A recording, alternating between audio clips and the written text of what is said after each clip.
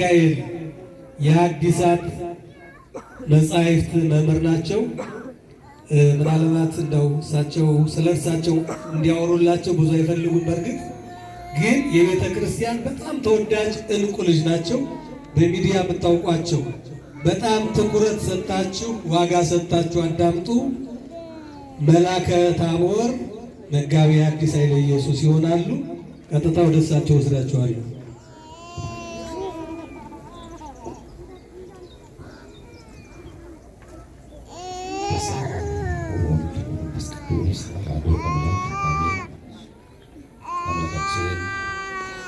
እግዚአብሔር በሰማይ በመላእክት በምድር በደቂቀ አዳም ዘንድ እንዲሁም በፍጥረታት ሁሉ የተመሰገነ ይሁንና እንግዳ እንደመሆኔ ሊቃውንት ይቅርታ አድርጉልኝ እያሉ ሁላችሁም ሊቃውንተ ቤተክርስቲያን፣ መምህራነ ወንጌል፣ ካህናት፣ ዲያቆናት በየማዕረጋችሁ ምዕመናን ወመናት፣ አይሩ ወሕፃናት ሁላችሁም በልዑል እግዚአብሔር ስም እንደምን ከረማችሁ? እግዚአብሔር ይመስገን። እንደምን ሰነበታችሁ? እግዚአብሔር ይመስገን። እንደምን ዋላችሁ? እግዚአብሔር ይመስገን። አሜን። የአምላካችን የልዑል እግዚአብሔር ስሙ በድጋሜ የተመሰገነ ይሁን። አሜን። መሪር አፉሆሙ ወምሉ መርገመ፣ አፋቸው መራራ ነው መርገምንም ተሞልተዋል። መዝሙረ ዳዊት 13 ቁጥር 5 የትምህርታችን ርዕስ የሚሆነው ይህ ነው። ቅዱስ ዳዊት ከሃዲዎችን ኋላም የሚነሱ መናፍቃንን ጠንከር ባለ መልኩ የገሰጸበት ኃይለ ቃል ነው። ይብል አብድ በልቡ አልቦ እግዚአብሔር፣ ሰነፍ በልቡ እግዚአብሔር የለም ይላል። ሐስሩ ወረክሱ በምግባሬሆሙ፣ በስራቸው ወሰቆሉ ረከሱ።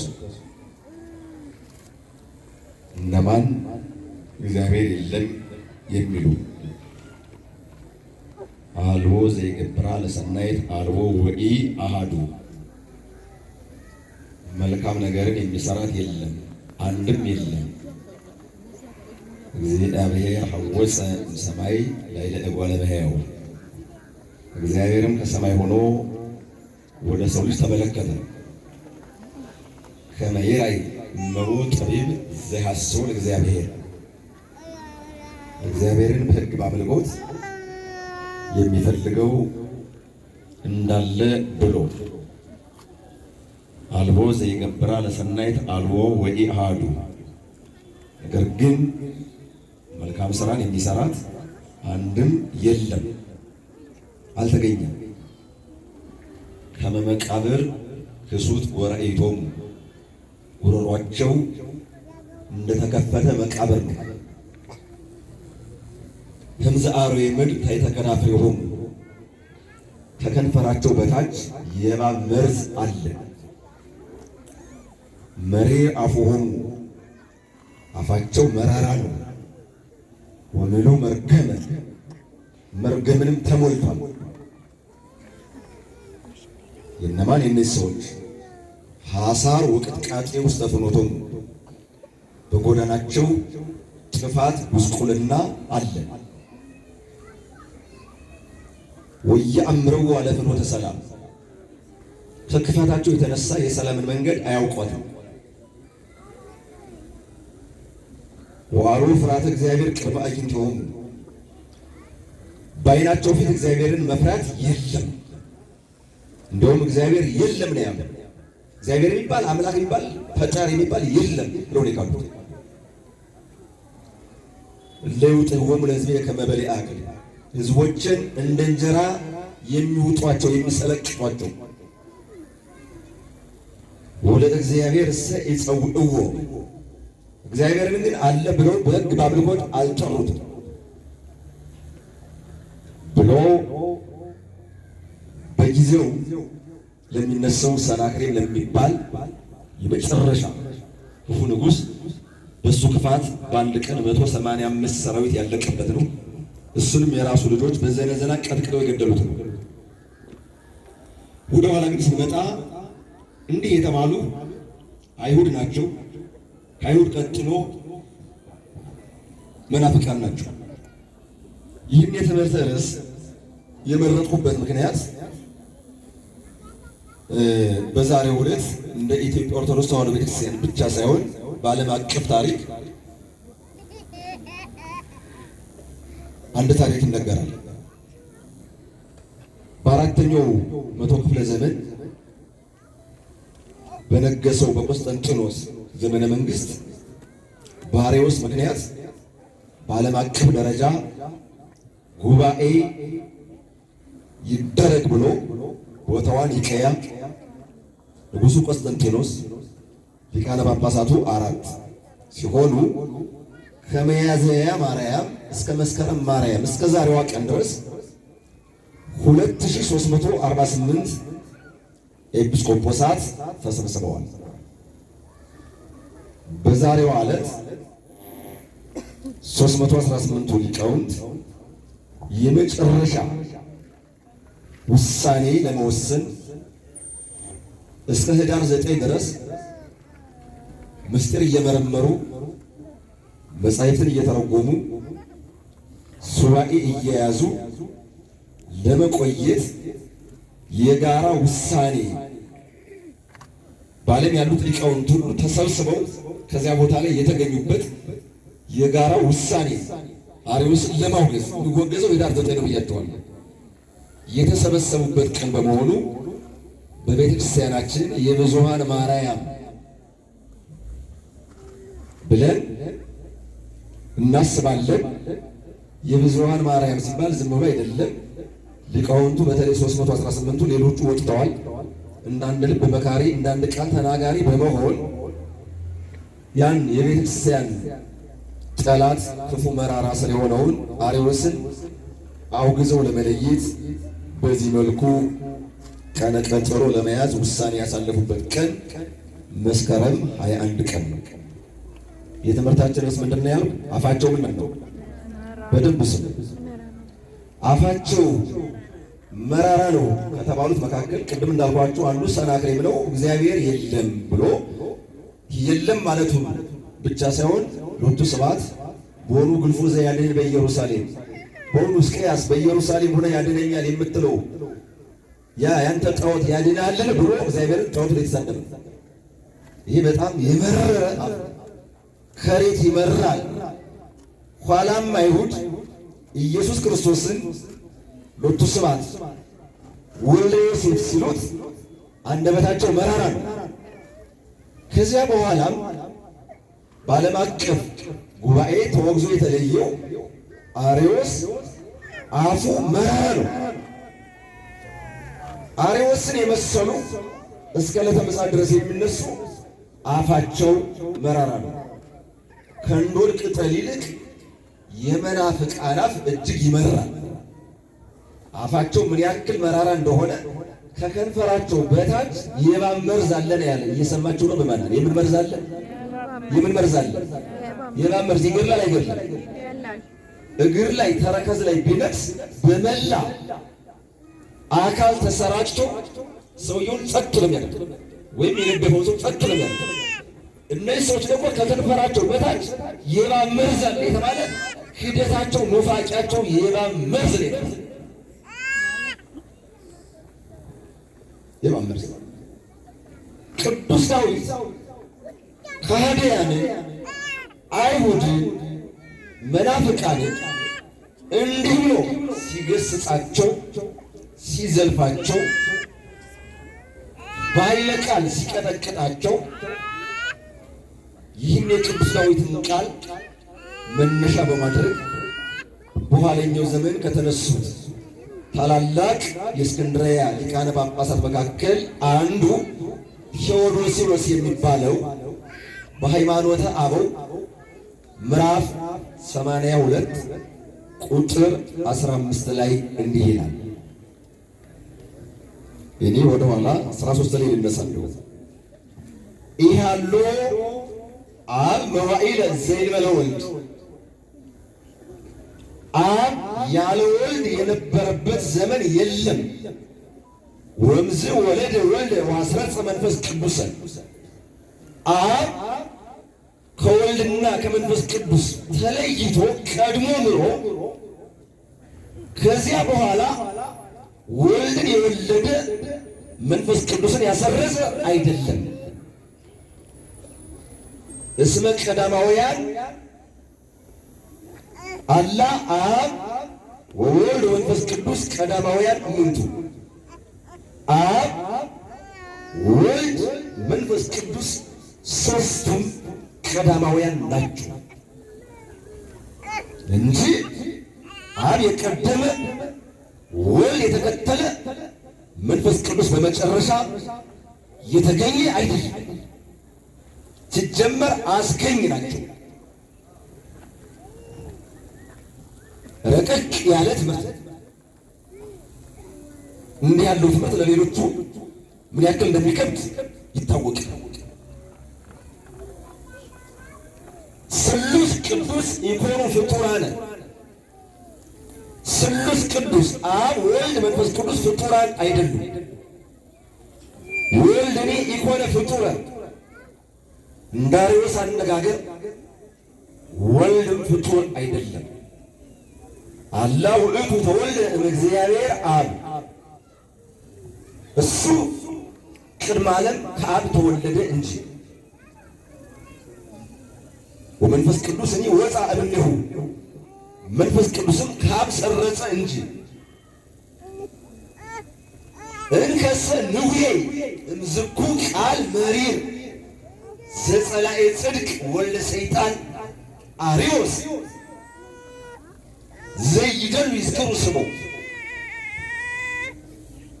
እንግዲህ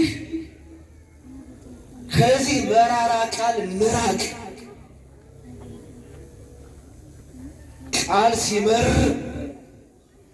አይምሮን ነው የሚያቆስለው። ደግሞ አይደለም ሚድን አይደለም። በመራራ ቃል ሰውነቱ የተበሳጨ ሰው አይደለም። ከቃል የበለጠ አቁሳይ ነው የሚያቆስል አንድን ሰው ሳይሆን የአንድ ክፉ ሰው ንግግር 100 ሚሊዮን ሕዝብ ያቆስላል። እየሰማችሁ ነው? እየሰማችሁ ነው? እስካሁን ድረስ በዓለም ላይ እንደው የተባለ እንግዲህ እንደምታውቁት የሚነገር ነገር አለ። አሜሪካ እንዲህ ያደረገች ጃፓንን ይባላል። ግን እስካሁን ድረስ እንደው በአንድ መሳሪያ 100 ሚሊዮን ሕዝብ አልቋል። መራራ ቃል ግን የአንዲትን ሀገር ሙሉ ሕዝብ ያበሳጭ። የመናፍቅ ቃል ሙሉን የቤተክርስቲያን አማኝ ያበሳጭ። ለምን? መራራ ቃል እስከሆነ ድረስ። ስለዚህ ቴዎዶስዮስ ምን አለ? እንግዲህ ከዚህ መራራ ቃል እንራቅ። ለምን? ዘጸላኤ ጽድቅ የጽድቅ ጠላት ወልደ ሰይጣን የሰይጣን ልጅ አርዮስ ዘይደሉ ይዝክሩ ስሙ ስሙን ሊጠሩት ሊያስቡት የማይገባ አርዮስ ዘነበለ ከመ ወልደ እግዚአብሔር ፍጡር ውእቱ የእግዚአብሔር የባሕርይ ልጅ ፍጡር እንደሆነ የተናገረ አርዮስ ከተናገረው ከዚህ መራራ ቃል እንራቅ።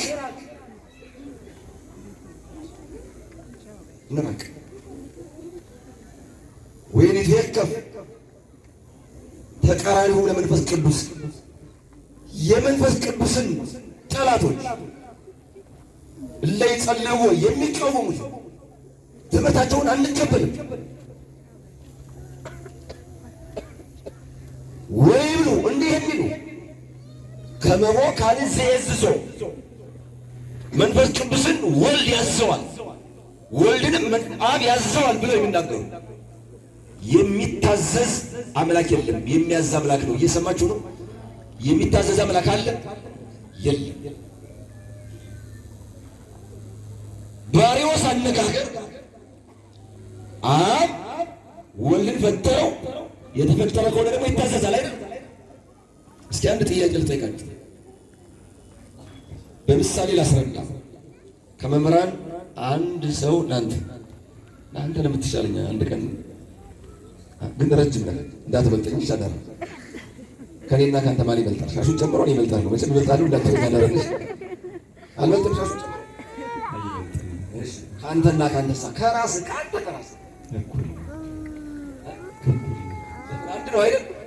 ከእግዚአብሔር የሚበልጥ እግዚአብሔር አለ? ከእግዚአብሔር የሚመልስ እግዚአብሔር አለ? ኢየሱስ ክርስቶስ እግዚአብሔር ነው አይደለም? ነው። መቼም ቅዱስ ዳዊት አርገ እግዚአብሔር በይባቤ ብሎታል አይደል? አላለው? ወግዚነ በቃለ ቀረ አላለው? ቅዱስ ጳውሎስ ደግሞ ካልወረደ አረገ መባሉ ምንድነው ነው አይደል? ቅዱስ ያሬድ ደግሞ አርገ በስማት ሰማያት ዘያወረደ አይረገ በምስጋና አረገ ያላወረደውን አሳረገ ብሏል አይደል? እዚህ ቁልጭ ቁልጭ ላይ ሰማኝ በደንብ ሰማን ተናስ እየሰማችሁ ነው።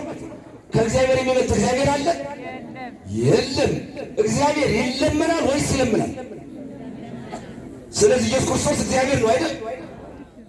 ኢየሱስ ክርስቶስ እግዚአብሔር ከሆነ ያማልዳል ወይስ ይማልዳል? ይማልዳል እንጂ አያማልድም። ለምን? እግዚአብሔር ኢየሱስ ክርስቶስ ፈጣሪ ስለሆነ። ይበቃል። ደረቅ ቁጭ ብሎ ምታል ሰው እንዲገባ ብዬ አሪውስ ይህን መራራ ቃል የተናገሩ አስቀያሚ ወይ የሊው ታይጻጽ ለመንፈስ ቅዱስ መንፈስ ቅዱስን ሕጹጽ የሚሉትን እንደ መቅዶንዮስ አፋቸው መራራ ስለሆነ አንቀበላቸውም። ወሉ አላውያን ወኩያን እነዚህ አላውያን ክፎች የተረገሙ ናቸው። አፋቸው መራራ ነው። አባ ጊዮርጊስ ዘጋስጫ በመጽሐፈ ምስጢር ምዕራፍ 3 ላይ እንዲህ ይላል፣ ንንግር እንከ ዘለፋው ለአርዮስ። እንዲህ ከሆነ የአርዮስን ተግሳጹን እንናገር። አርዮስ ለዘላለም ሲወገዝ ነው የሚኖር። እየሰማችሁ ነው። አርዮስ የተወገዘው በ325 ዓመተ ምህረት ኅዳር 9 ብቻ አይደለም፣ እስከ ዕለተ ምጽአት ድረስ ሲወገዝ ነው የሚኖር። ሰይጣን ለምሳሌ ሲቀኝ እጃችሁን አውጡ አማት ውስጥ በስመ አብ ወወልድ ወመንፈስ ቅዱስ አሃዱ አምላክ በቅድስት ሥላሴ እንዘአምን ወእትማሐፀን። ቀጥሎ ምንድን ነው? ቀጥሎ ምንድን ነው? አሁን የሳትኑ ትውላላችሁ። ሰይጣንን በየቀኑ እንወገዋለን፣ አርዮስንም በየቀኑ እናወግዘዋለን። አንድ ቀን ብቻ። ለዚህ ነው አባ ጊዮርጊስ ዘጋስጫ የተወለደው መቼ ነው? በ1357 ያረፈው በ1417 በ60 ዓመቱ። ምን አለ ግን? ንንግር እንከ ዘለፋው ለአርዮስ። እንዲህ ከሆነ የአርዮስን ተግሳጹን እንናገር። ዘበዲቁናው አስረጸ እለወተ፣ በዲቁናው ክደትን ያበቀለ ወበቅስናው ፈሬሶ ከኃጢአት፣ በቅስናው የኃጢአትን እሾህ ያፈራ አርዮስ ሰረገላሁ ለሰይጣን። አርዮስ የሰይጣን ሰረገላ ወሱታፊሆሙ ለአጋንንት፣ የአጋንንት ማኅበርተኛቸው። አርዮስ ንጹሕ ሕሊና፣ ሕሊናው የጠፋ ወጽልሖ ልብ፣ ልቡ የታወረ ወሱም ሃይማኖት፣ ሃይማኖቱ የከፋ። አርዮስ ጽዩዐ ከናፍር፣ ከንፈሮቹ የሸተቱ ወቁስለ ልሳን ዘሐመ በህብዘ ግዝት፣ በግዝት ሕማም አንደበቱ ምላሱ የቆሰለ። አርዮስ ርጉም በአፈ እግዚአብሔር ጸባዖት፣ ዘረገማ ለአርዌ ምድር ወይቤላ ርግምተ ኩኒ እምኩሉ እንስሳ ወእምኩሉ አራዊተ ምድር በእንግዳጅ ሁሪ ወመሬተ ብልይ። አርዮስ ከምድር እንስሳትና አራዊት ሁሉ ተለይተሽ የተረገምሽ ሁኝ። እግር ነበረሽ፣ እግር አይኖርሽ፣ በልብሽ ሂጅ፣ አፈር ብይ። አስተጻርር ማእከሌኪ ወማእከለ ብእሲት፣ በአንቺና በሴት መካከል ጠብን አደርጋለሁ። ማእከለ ዘርኪ ወማእከለ ዘራ፣ በዘርሽና በዘሯ መካከል ጠብን አደርጋለሁ ብሎ እባብን በረገማት በእግዚአብሔር አንደበት የተረገመ ነው። ማን? አርዮስ። ይህን ክፉ መርዝ ለመንቀል እነዚያ ታላላቅ ሊቃውንት በዓለም አቀፍ ደረጃ የተሰበሰቡት። ለዚህ ነው የብዙኃን ማርያም የምትባለው የዛሬዋ ቀን። እመቤታችን በረድኤት አለች። መንፈስ ቅዱስ በምስጢር ገላጭነት አለ። መንፈስ ቅዱስ ለሁላችን ምስጢሩን ይግለጽልን። እመቤታችን ለሁላችንም ታማልን። ልብ በሉ። ደቂቀ አርዮስ እስኪ አስቡት። መጀመሪያ እባብ እግር ነበራት አልነበራት? በተፈጥሮ ነበራት። ከምድር አራዊት ሁሉ የመጨረሻ ተንኮለኛ ማን ነው? እባብ ነው። እባብን የረገመው ማን ነው? አዳም ነው? ሔዋን ናት? ሚካኤል ነው? ገብርኤል ነው? ለመጀመሪያ ጊዜ እባብን የረገመ ማን ነው? ራሱ እግዚአብሔር አይደለም? ራሱ እግዚአብሔር። ኦሪት ዘፍጥረት ምዕራፍ 3 ላይ ስንመለከት ቁልጭ አድርገን የምናገኘው ራሱ እግዚአብሔር ነው። እባብን የሰይጣን ፈረስ ስለሆነች የረገመ እግዚአብሔር አርዮስም የሰይጣን ቃል አቀባይ ስለሆነ በማን አንደበት ነው የተረገመው? በማን ቃል ነው? በእግዚአብሔር አንደበት።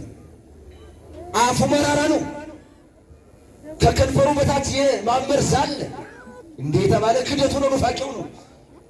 የባሕርይ አምላክን አምላክ አይደለም ስላለ ደቂቀ አርዮስ ያቅሙ ሰቋኖ እመወዘረከው ቢጸቱታን ከመይሚቱ አበግይሶም የአርዮስ ልጆች ከትሑታን ወገን የማያውቁትን የዋሃንን ቢያገኙ ወደ እነሱ ጥፋት ይመልሱ ዘንድ ሰኮናን ማለት ተረከዝን ይጠብቃሉ። ወንሕነኒ ነዐቅብ ርእሰ እመወዘረከነ እመምህራኒሆሙ ከመ ንምትር ርእሶሙ ወናውቅ ልሳኖሙ እኛም ከአዋቂዎቻቸው ብናገኝ አንገታቸውንም በእግዚአብሔር ቃል ሰይፍ ልንቆርጥ ምላሳቸውንም ልንቆርጥ እኛም የእነሱን መምህራን እንጠብቃቸዋለን። እነሱም ተረከዛችን ይነድፋሉ፣ እኛም ራሳቸውና ምላሳቸውን እንቆርጣለን ይላል አባ ጊዮርጊስ። ታላቁ ቤተክርስቲያን ሊቅ ከቅዱስ ያሬድ ቀጥሎ የቤተክርስቲያንን በእውነት መናፍቃንን በንግግሩ ብቻ ሰው የሚጥ የእሱ ቤተክርስቲያን ግን እንዲመጫወቻ ሆነች። ወይ ዘመን ሲያረዳ ይጣላ ድረስ እየሰማችሁ ነው። አርዮስ ኢብኡድ ወኢሊሉይ እንዲያብሎስ ዘወድቀ እምጾታ መላእክት። አርዮስ ሥጋ ለብሶ የተፈጠረ ሰው ቢሆንም በክደቱ ግን ከመላእክት ወገን ከወደቀው ከዲያብሎስ ፈጽሞ የተለየ አይደለም። ያኛው ዲያብሎስ ረቂቅ ነው፣ ይሄኛው አርዮስ ሥጋ የለበሰ ነው። ክደቱ ግን እንደ ዲያብሎስ ነው። አፉ ምንድን ነው? አፉ ምንድን ነው? መራራ ነው። መራራ አርዮስ ኢሊሉይ ወኢነኪር እማሩ የምድር ዛሳታ ለሔዋን። አርዮስ ሔዋንን ካሳታት ከእባብ ፈጽሞ የተለየ አይደለም። የጋለበውን ዲያብሎስን ይመስላል፣ የተጋለበችውን እባብን ይመስላል። ለሰይጣንና ለእባብ ደግሞ እረ ያስፈልጋል። እንዲሁ በመጽሐፍ ቅዱስ ታገኛላችሁ። እንዲሁ ለእባብ የሚራራ ካለ የመጨረሻ እሱ ራሱ በከዘራ ማለት ነው። እየሰማኝ ነው። ለእባብ ይታዘናል። እርግጠኛ ታዝናለህ? እኛው ሌላው ሁሉ ያሳዝነኛል። እባብ ግን ያሳዝናል። እንዴት ያሳዝናል? እስኪ ንገረኝ፣ እንዴት ያሳዝናል? ዲያብሎስ፣ እባብ፣ መናፍቅ ሶስቱ አይታዘንላቸውም። እሺ ሶስቱም የሚመቱት እባብ ብረት ባለው ዘንግ፣ ሰይጣን በስመ ሥላሴ፣ መናፍቃን በትምህርተ ወንጌል በዚህ የሚቀጠቀጡት። አርዮስ ምቱር በሰይፈ እሳት ዘይወፅእ እምአፉሁ ለኢየሱስ ክርስቶስ። አርዮስ ከኢየሱስ ክርስቶስ አፍ አንደበት በሚወጣ በእሳት ሰይፍ የተቆረጠ ነው። ተቆረጠ። አርዮስ ስም መሪር ዘበቆለ በእስክንድርያ ወተበሃ በጽንዕ ሃይማኖቶሙ ለሰለስቱ ምዕት አሰርቱ ወሰመንቱ ርቱዓነ ሃይማኖት። አርዮስ በእስክንድርያ የበቀለ መራራ ስር ነው። እሺ እየሰማችሁ ነው? ይሰማል፣ ይሰማል። ተጠንቀቁ። ከእናንተ መካከል በርበሬ ሊያስፈጭ ወፍጮ ቤት ገብቶ ሳይስል ይወጣል። የመናፍቅ ጓደኛና የበርበሬ ወፍጮ አለ ነው ገብቷል። አንተም ገብቷል እርግጠኛ ነኝ። አሁን ሰው በርበሬ ሊያስፈጭ ነው ሳይስል ይወጣል። ካጠገብ ተቀምጦ እንዴት ነው የሚል አያታልልም። እኔ ተምትም ሲሄድ እንደው ስለ ጌታ ብንነጋገር ይለኛል። ወይ አደፋፈር እኮ እንትን ወይ አደፋፈር ወይ ስለላ እውነት እንደው እውነት እንገራችሁ የመጨረሻ ደፋር ቁንጫና መናፍቅ ነው። ይንታ ቁንጫ እኮ ደፋር ነው። ከራስ ላይ ይወጣል አይወጣም። መብላቱ ብቻ ሳይሆን ልብስም ያበላሻል። ያበላሽ እንደ መናፍቅና እንደ ቁንጫ ደፋር አለ አለ የደንቆሮ ዱላ፣ የአህያ እርግጫ፣ የመናፍቅ ክርክር አንድ ነው። ተጠንቀቅ። በቃ በእስክንድርያ የበቀለ መራራ ስም በ318ቱ ሊቃውንት የተነቀለ ተነቅሎ የወደቀ ለዘላለሙ ሲወገዝ የሚኖር ልክ ስቅለት በየዓመቱ ይሁዳ ሲረገም ነው የሚኖረው አይደል? ዛሬም እኮ አንድ ክፉ ሰው ውጉስ ከምንድን ነው የሚባለው? ከማሪዎስ አስታውሳለሁ። እንደዚህ የምስራቅ አፍሪካ ሴካፋ የሚባለው እግር ኳስ ጨዋታ እየተካሄደ አለሙ ገብረ እግዚአብሔር የሚባል ጋዜጠኛ ቀጥታ ያስተላልፋል። ውጉስ ከማሪዎስ አየህ። አረ በተሰቀለው አለ። ደግሞ እውነቱን ነው። መቼስ ጥሩ ጊዜ ቆጥሮ ያናገራል። እየሰማችሁ ነው። ምናፍቅ ሲባል ብሎ ቀላል አይደለም። በእባብ ልክ ናቸው፣ በዲያብሎስ ልክ ናቸው። እነሱም እንደምታውቁት እባብ እግርን ይነክሳል። የበረሃ ሰው ብልህ ነውና እግሩን ሲነድፈው ተረጋው ሲነፍሰው ከዚህ ላይ በሻሽ ወይም ባገኘው ልብስ ግጥም አድርጎ ያስረዋል። ታውቃላችኋል። መርዙ ወደ ላይ ተሰራጭቶ እንዳይገድሉ ከዛ በኋላ ወደ ባለሙያ ይደርሳል። እነሱም የእኛን ሰኮና ከመንደፍ ከመንቀስ አያቋርጡ። እኛም እነሱን ከመክሰስ የእነሱን የክህደት ራስ ከመቁረጥ ክህደት ኑፋቄ የሚነገርበትን አንደበት ከመገሰጽ ወደኋላ አንልም። ለምን? አንደበታቸው ምን ስለሆነ፣ ምላሳቸው ምን ስለሆነ፣ መራራ ስለሆነ። በዘመናችንም እንደምታውቁት በተለያየ አቅጣጫ አንደበታቸው ለሀገርም የሚመር ለቤተክርስቲያንም የሚመር ብዙ ሰዎች አሉ።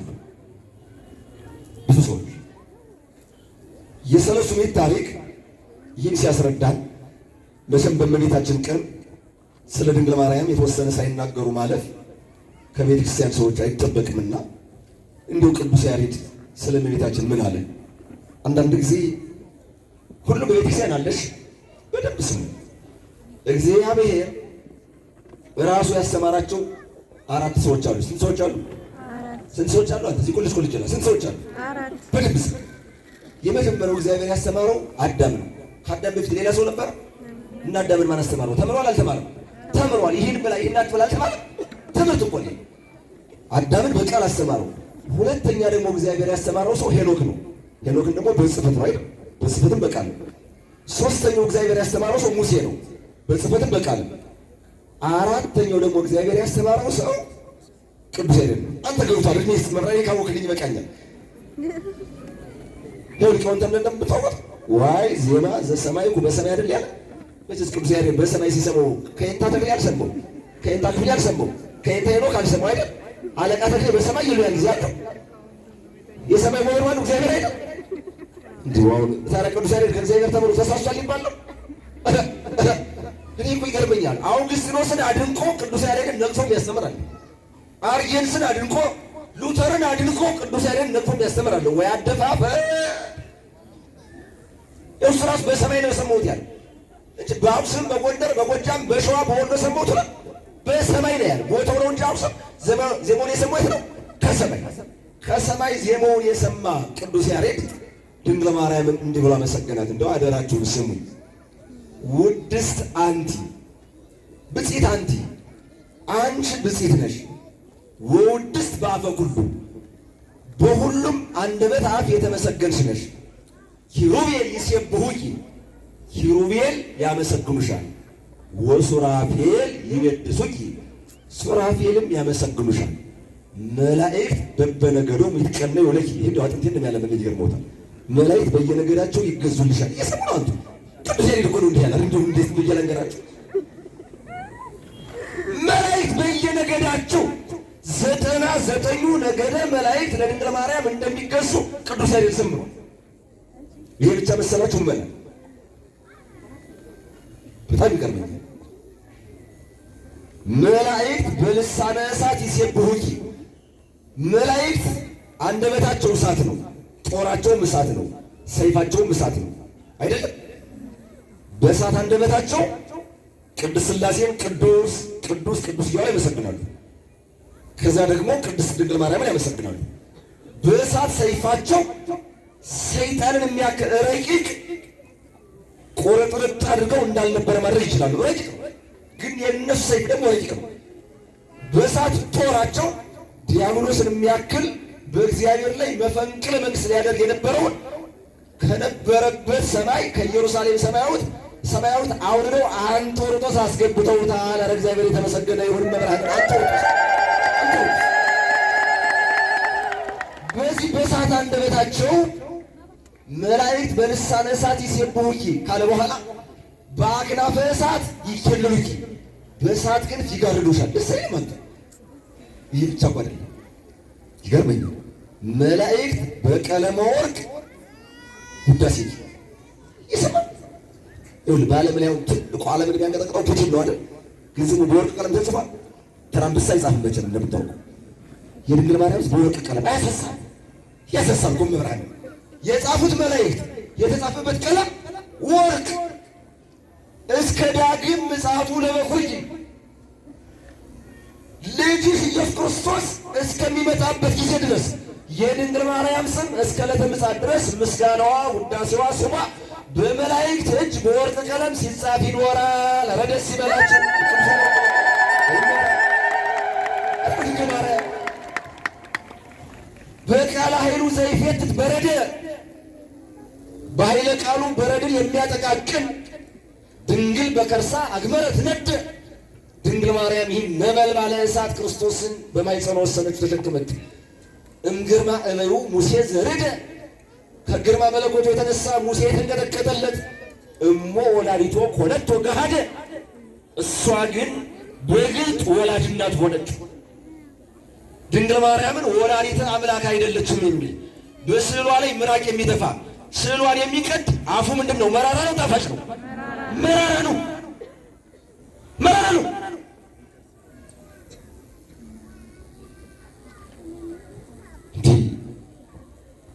ማርያም ድንግል ማርያም ምክወለ ደናግል የደናግል መመኪያቸው ይእትዬ ቤተ ምሳል ይቹም የምልጃ ቤት ናት። የምልጃ ቤት እኮ ነው። የምልጃ ቤት ለኩሉ ፍጥረት ትተነብል፣ ለፍጥረታት ሁሉ ትለምናለች። በአክናፈ እሳት ትትኬለል፣ በእሳት ክንፍ ትጋረዳለች። ማን ነው የሚነካት? በእሳት ክንፍ የተጋረደችውን ድንግል ማርያምን ማን ነው የሚነካት? 99ኙ ነገደ መላእክት በክንፋቸው የሚጋርዷት ማን ነው የሚነካት?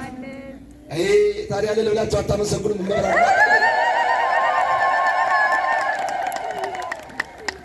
ይእቲ አቢም ኪሩቤል ከኪሩቤል ትበልጣለች። ወትፈደፍድም ሱራፌል ከሱራፌልም ትበልጣለች። መንክር ወመድምም እበያ ወክብራ ለድንግል የድንግል ማርያም ክብሯ ገናንነቷ ድንቅ ነው፣ እጹብ ነው፣ ግሩም ነው። ጽሕፍት ውስተ ወንጌል በወንጌል የተጻፈች ወዲበ ርሳኔ አክሊል በትምህርተ መስቀል ደስ አይልም? በራሷ ላይ ደግሞ የመስቀል ምልክት ያለው የወርቅ አክሊል አለ። እየሰማ እንዲህ ያሳስቡትም አሁን የቅዱስ ያሬድ እንደ በቅዱስ ያሬድ የሚያፈር ካለማ መብርሃነ ረረረረረ እንዴት ያማል። ኢትዮጵያ ውስጥ ላይነቀሉ የተተከሉ ላይተወልጉ ያበቡ ላይተወልጉ የለመለሙ ላይረግፉ ያበቡ 3 ነገሮች አሉ። ከቋንቋ ልሳነ ግዕዝ፣ ከፊደል ፊደለ ግዕዝ፣ ከሃይማኖት ኦርቶዶክስ አይነቀሉም፣ አይተወልጉም፣ አይሞቱም። እንኳን ደስ ያላቸው።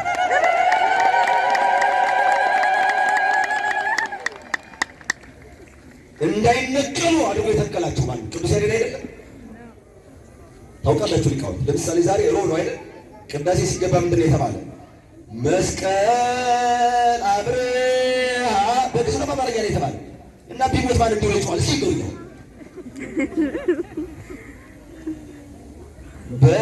በከዋክብት አሰርገወ ሰማይ ግዕዝ ነው አማርኛ ነው። ከሞተ ማን ነው እንደው የሚናገረው? የሞተ ይቀበላል፣ ይፈርሳል፣ ይበሰብሳል። 3000 ዓመት ስነ ጽሑፍ ያለው ርቱ አንደበት በርቱ አንደበት የሚያናግር ሙሉ ስርዓተ ማሕሌት እኮ በግዕዝ ነው የሚቆመው። ታውቃላችሁ አይደል? ማሕሌት አማርኛ አሁን ዘመነ ጽጌ ሲመጣ ማሕሌት እንዘታከፍ በአማርኛ ልትል ነው አትሞክራት። በሽ ከበበየነው በአማርኛ ልትል ነው አትሞክራት። ጽያሰረ ብል በአማርኛ ልትል ነው አትሞክራት። በሽ በግዕዝ ነው። ቅዱስ ያሬድ እንዳይሞት አድርጎ በደንብ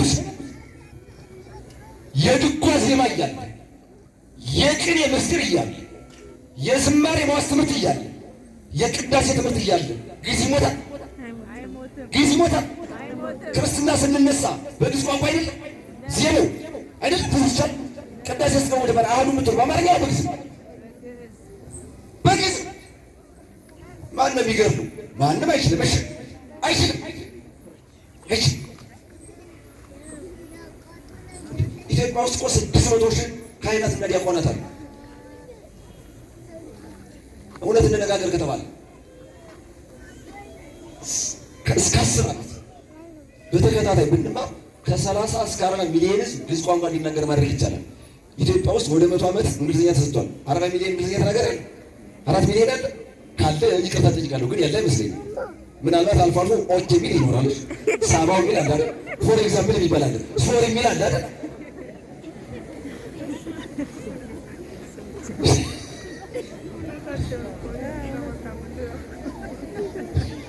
ዋናዎችን አይመለከት። እየሰማችሁ ነው? ጥሩ አይደል? የሀገርን ልዕልና ከፍ ማድረግ ነው። በእርግጠኝነት ልንገራችሁ፣ ዲያብሎስ ክርስቲያኖችን ከመክሰስ፣ ግብፅ ኢትዮጵያን ከመክሰስ፣ አጽራረ ኦርቶዶክስ ቤተክርስቲያንን ከመክሰስ አያርፉም። ግን ያሸንፉናል። ያሸንፉናል። ምክንያቱም ብከን ወጎም ለኩሎሙ ጸረና ይልቅ ቅዱስ ዳዊት በአንተ ጠላቶቻችን እንወጋቸዋለን። ይኔ ዳዊት በመንፈሰ ትንቢት በእንተ ዝንቱ ዕፀ መስቀል አለ።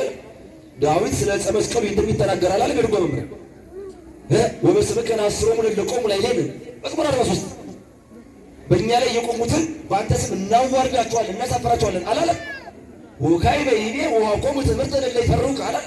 ዳግመኛም ለሚፈሩ ምልክትን ሰጣቸው መዝሙር 59 ወኢዳሩ ፍቁራኒከ እስመ ለዓለሙ እኮ ነው የመስቀል እስመ ለዓለም የመስቀል እስመ ለዓለም እኮ ነው እንዳለ ወዳጆችህ ከተወጣጣለ ቅጠር ከተወረወረ ጦር ያመጡ ይሉን ዘንድ ሁሉ ነገር ቤተክርስቲያን ውስጥ አለ። በደንብ ስለ መስቀሉ መጨረሻ ቃል ልናገርና ትምህርት ላተናል። ቅዱስ ያሬድ መቼም አነጋገሩ ነው የተለየ። ዘነገረ ሙሴ በትንቢት ወደ ኋላ ልመለስ።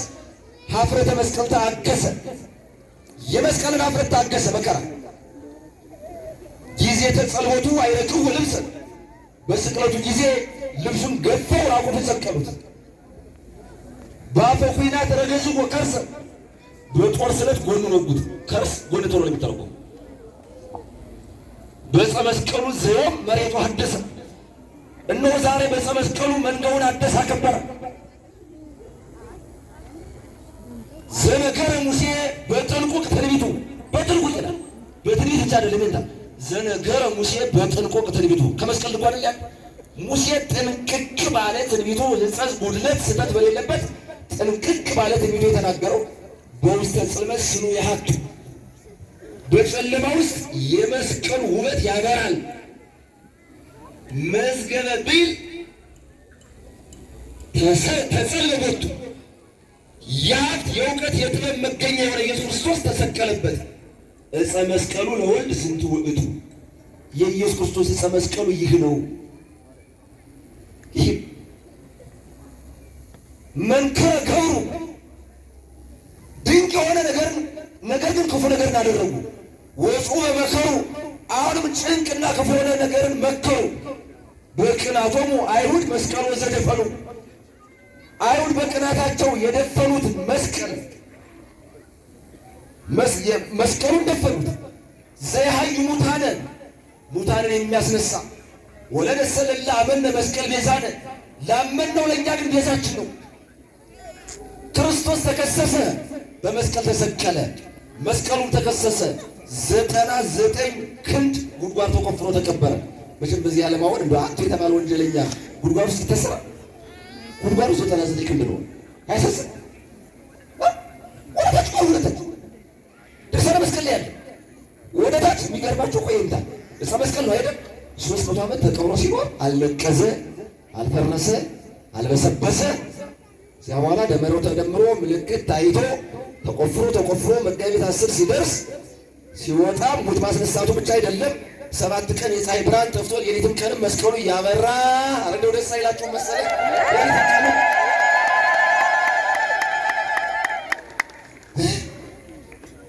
ሶበሰ አይመረ ሰይጣን መስቀሉ ለወልድ በመስቀሉ ለወልድ ከመይሰደድ ሰይጣን በኢየሱስ ክርስቶስ መስቀል እንደሚሰደድ ቢያውቅ ኑሮ እምያም ከሮሙ ለአይሁድ ያኩት ዘመረድ አይሁድን ባላማከራቸውም ነበረ። ምን ብሎ ዕፀ መስቀል ከመይትክሉ ዕፀ መስቀል ይተክሉ ዘንድ ናዝራዊ ከመይስቅሉ ናዝራዊ የተባለ ክርስቶስን ይሰቅሉ ዘንድ ማህያዊ ከመይቅትሉ አዳይ ክርስቶስን ይገድሉ ዘንድ ባልመከራቸውም ነበረ። በዘመከረ ተአፍረ በመከረበት አፈረ። ወበዛ አትከለ ተሰደ ባስተከለው መስቀል ተሰደደ። አየት ወብዛ አለ ከመይሰውር ፀሐይ ከዚህ በኋላ ፀሐይ የተባለ መስቀልን ይቀብር ዘንድ አሰበ። ግብ እሙቀ ለደፊነ መስቀል አክሬ መስቀሉን ለመቅበር ጥልቅ ጉድጓድ አስቆፈረ። መስቀል ብርሃን ከመይሰውርዎ አቤ ብርሃን መስቀል ግን ይቀብሩ ዘንድ እሺ አላለም፣ እምቢ አለ። ዝንቱ መስቀል ህብስተ ሕይወት አፍሬ እንዲያውም ይህ ዕፀ መስቀል የሕይወትን እንጀራ አፈራ። አዋዘ ለነ ደመ ወማየ ለእኛም ትኩስ ደምና ንጹሐን አመነጭልን አፈሰሰልን።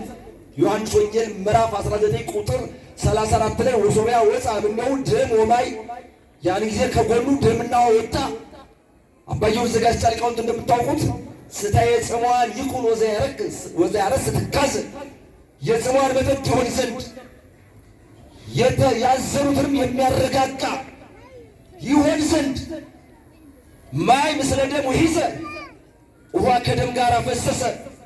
ገቦ ከጊዜ ተረግዘ ጎን በጦር በተወጋ ጊዜ ያን ጊዜ ደሙ ፈሶ ከመስቀሉ ላይ ሲያርፍ ያ መስቀል የሕይወት እንጀራን አስገኘ። ደምና ውሃን አመነጫ ፈሰሰ። ያውም ደግሞ የሚገርማችሁ ጽዋ መድኃኒት ጽሩዬ ንጹሕ የሆነ ሕይወት እንድነትን የሚያድል ጽዋ ዘይነጽፍ ከላይ የማይደርቅ ምንጭ ነዋል። ያሉ ወንዞች ሁሉ ሊጎርሉ ይችላሉ። መስቀሉ ላይ ያገኘነው ትኩስ ደምና ንጹሐን ይጎርላል፣ ይደርቃል። 360 ቀን ሲቀደስ ደሙ ያልቃል። የምንጠመቅበት ማይገቡ ያልቃል። የት ያገኘነው? ከመስቀሉ ላይ ከመስቀሉ ላይ አስቡት። ከመየራ ወርቅ ጽሩይ እንደ ወርቅ ጋሻ ጽሩይ የሆነ ስርጉ በባህሪ በወርቅ ያጌጠ ማለት ቅድስት ሥላሴ ካገኘች በኋላ በወርቅ ሳጥን አድርጋ ነው በክብር ያስቀመጠችው። መስቀል ነቢሮን ዲበርሴ ያሰሪ ጊዜ ተወጽ ነፍሴ ያሰሪ ሁለቱ ይመስላል። ነፍሴ ከሥጋዬ በምትለይበት ጊዜ መስቀል ከራሴ ላይ ተቀምጦ ይታያል ይላል ቅዱስ ያሬድ። እንግዲህ አስቡት፣ ዕውርን ያበራ፣ ድውያንን የፈወሰ፣ ጎባጣን ያቀና፣ ለምጻምን ያነጻ፣ ሙታንን ያስነሳ መስቀል 99 ክንድ ጉድጓድ ተቆፍሮ እንዲቀበር ተፈረደበት። እንደተቀበረ ቀረ? ተቀበረ ቀረ? እንደተቀበረ አልቀረም። መስቀል እንደተቀበረ ቀርቷል፣ ፈርሷል፣ በስሷል የሚል አፉ ምንድን ነው? መራራ። ከከበሩ በታች ምን አለ? የእባብ መርዝ። የእባብ መርዝ ይኸው ደግሞ የተገኘ መስቀል ጽን ለድኩማን መስቀል ለድኩማን ትንካሬ አንቂት ለጽሙዓን ለተጠሙ መጠጥ ለአክብርት ግዕዛን ለተገፉ ነፃነት ላጡ ነፃነት ለመሃይምናን ሰላም ለምእመናን ሰላም መስቀል ዛስታጸሙ ያቀልል መስቀል ሰዎች ያከበሩትን ያቀላል ይላል። ያቀልልን መድኃኒዓለም ኢየሱስ ክርስቶስ። የሚገርመው ልብ በሉ፣ በዕፀ መስቀሉ ላይ ኢየሱስ ክርስቶስ ሲሰቀል መሬት ተንቀጥቅጣለች፣ ሰማይም በርቱ ሃይማኖት አነጋገር ደንግጧል፣ ተንቀጥቅጧል። ውቅያኖስ ደንግጧል፣ መቃብራት ተከፍተዋል፣ አይባን ተፈትተዋል። ማለት ድንጋዮች እንደ ዳቦ ቁርስርስ ብለዋል። መቃብራት ተከፍተዋል፣ ሙታን ተነስተዋል። የቤተ መቅደስ መጋረጃ ከ2 እስከ 3 ተቀዷል። ፀሐይ ጨልማለች፣ ጨረቃ ደም ሆናለች፣ ከዋክብት ተረግፈዋል። ይህ ሁሉ ሆኖ ግን በመስቀል ላይ የተሰበከ ጦርነት ነው? ሰላም ነው? ጦርነት ነው? ሰላም ነው? ሰላም ነው። ይህን ሁሉ እያሉን እኛ የምንሰብከው ጦርነት ነው? ሰላም ነው? የሰማችሁ አይደል? እንጂ እውነት ለመናገር የምንሰደበው ስድብ ያንሳል ያንሳል። ከልክ ያለፈ ስድብ አለ። የደንቆሮ ምላስ ከዘንዶ ይረዝማል። ደህና ደሩ።